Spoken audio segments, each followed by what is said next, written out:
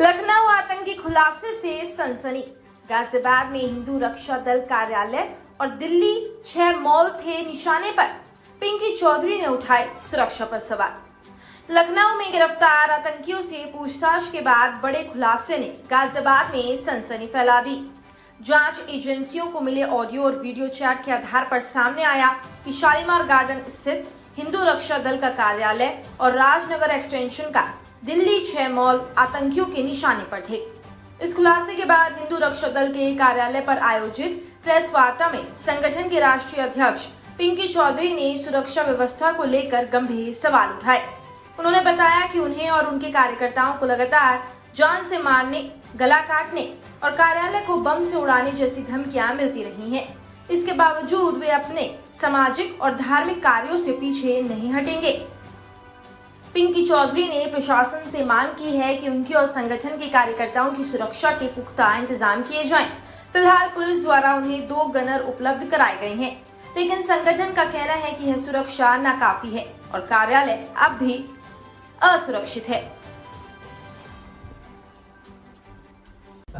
पिंकी जी, आप हिंदू रक्षा दल के राष्ट्रीय अध्यक्ष हैं। लखनऊ में जो आतंकवादी पकड़े गए उनसे पूछताछ हुई है कि आपके कार्यालय को जो गाजियाबाद में शालीमार गार्डन स्थित है, इसकी लगातार रैकी की जा रही थी और कहीं ना कहीं इसमें बम से उड़ाने की भी साजिश थी और वो दिल्ली 6 मॉल जो KW है उसको भी बम से उड़ाने की साजिश थी। इस पर क्या कहना है? आज आपने प्रेस वार्ता की है। देखिए, हमने यही कहना है कि जिस तरीके से हमारे कार्यालय की रैकी की जा रही है, मेरी सारी गतिविधियों पर नजर रखी जा रही है। हमारे कई पदाधिकारी ऐसे हैं जिनकी सभी कार्य जितने भी हैं उनको भी धमकियां मिल रही हैं। तो इससे यही लग रहा है कि पूरे देश में अगर सनातन धर्म के लिए कोई काम कर रहा है तो हिंदू रक्षा दल पूरी ताकत के साथ काम कर रहा है। अपनी बहन बेटियों को बचाना और जितनी भी गतिविधियां हैं, हिंदू रक्षा दल पूरी ताकत के साथ काम कर रहा है। तो इसीलिए पाकिस्तान में बैठे हुए इनके जो यहां हमारे अंदर, भारत के अंदर जो आतंकवादी हैं, उनके जो आका पाकिस्तान में हैं, वो यहां बैठे हुए लोगों से हमारी रैकी करवाना, हमको मरवाना, हमको धमकी दिलवाना, इस तरीके का काम चल रहा है। हमारी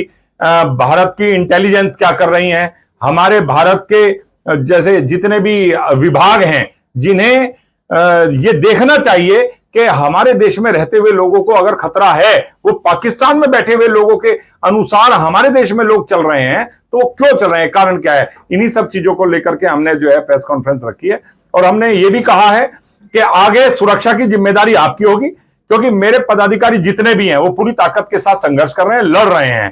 तो इनकी भी जिम्मेदारी पुलिस प्रशासन को करनी है। अगर कोई अनहोनी हो जाती है तो उसके लिए फिर मैं आर पार की लड़ूंगा, पीछे नहीं हटूंगा।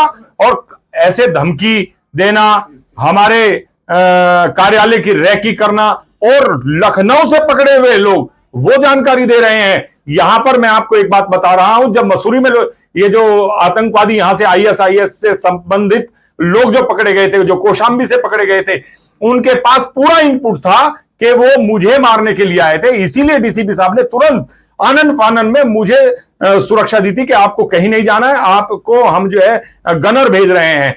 भाई आप ये देखिए, आप पकड़ने के बाद आपको पता लग रहा है कि कौन हमें मारने के लिए आ रहा है। और आज वही जानकारी लखनऊ से जो हुई है कि हमारे कार्यालय की रैकी हुई है, वो वीडियो मिली है, मेरी सारी गतिविधियों की वीडियो वहां मिली है। तो इन सब चीजों की इतना बड़ा षड्यंत्र होने के बाद वो तो लखनऊ वालों ने वहां खुलकर बताया है कि हिंदू रक्षा दल के कार्यालय को उड़ाने की साजिश थी। औरों ने तो किसी ने अब तक बताया ही नहीं। या सलीम वास्तिक जी ने बताया है कि जब उन्हें मार रहे थे तो उन्होंने कहा था कि पिंकी को भी इसी तरीके से काटेंगे, उसके कार्यालय पर गए थे। तो ये सब जितने भी लोग हैं, जितने भी आतंकवादी हैं, ये सारे एक दूसरे से मिले हुए हैं और यही हमें सबको, जितने भी हिंदुत्ववादी योद्धा हैं, उन्हें मरवाने का काम कर रहे हैं। और लेटेस्ट अपडेट के लिए सब्सक्राइब करें वेलकम इंडिया न्यूज चैनल।